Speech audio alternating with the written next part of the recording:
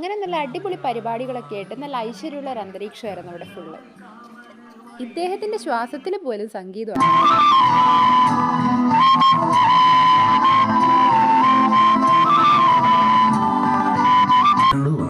സത്യം പറഞ്ഞ പെണ്ണിനല്ലടാ, പ്രണയത്തിനാണ് സൗന്ദര്യം.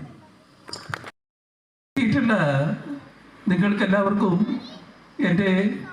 എൻ്റെയും എൻ്റെ സർക്കാരിൻ്റെയും അഭിവാദ്യങ്ങൾ.